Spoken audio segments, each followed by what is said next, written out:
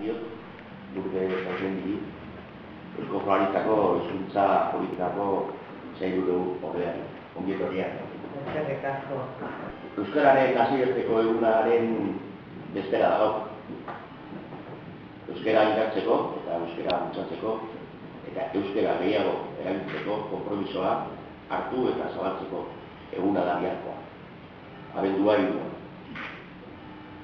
Gaurkoa eta biharkoa, beraz, eguna proposatira, hemengo euskara bizitzeko plan nagusia aurkezteko. Horregatik eta horretarako gauden. Azken 25-30 urteetan lan ugari egin du hemengo udalak euskara indartzeko. EBPN 7 urterako plan estrategikoa integrala da. 2011-tik 2010-era bitarteko iraupena izango du. 7 urterako plan horrekin batera 2011-erako gestio plana ere onartu dugu plenoan, hori ere hau batez.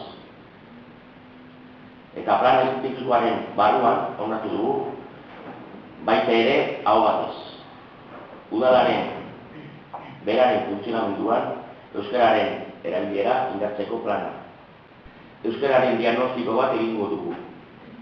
Guztira, 39 helburu finkatu dugu. Alduainen, euskara bultzatzeko neurriak aztertuko ditu. Aholku batzorde horretan, momentuz, 29 pertsonek parte hartu dute. Horietatik, 10 udalatzeak. Ni neu, enbako zinegutziak, euskarazko teknikari arduraduna eta ardu diferentatako ordezkariak. Eta beste, 19 herriko eskola, euskaltegi eta elkarterako ordezkariak.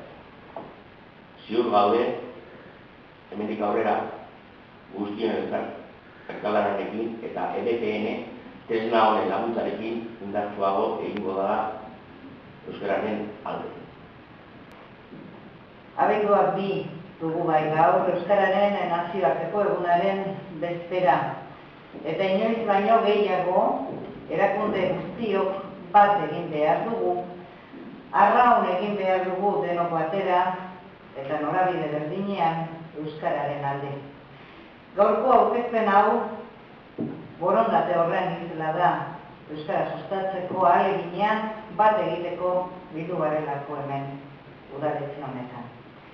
Euskarak bizirik iraungo badu, erabilerak emango dio benetako indarra.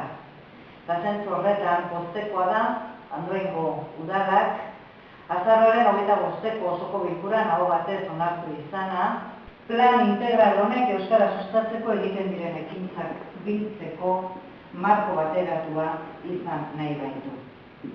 Jakineko gauza da, euskara biziberritzeko planen nagusia, hizkuntzaren normalizazioa bultzatzeko plan estrategikoa dela. Plan honen helburua da, euskaraz bizi nahi duten herritarrei horretako aukerak eskaintzeko behar diren hizkuntza politikako neurriak erabakitzea eta bultzatzea. Maila pertsonalean, sozialean eta ofizialean euskararen berreskurapen osoa lortzeko, euskararen aldeko urratsak areagotzea.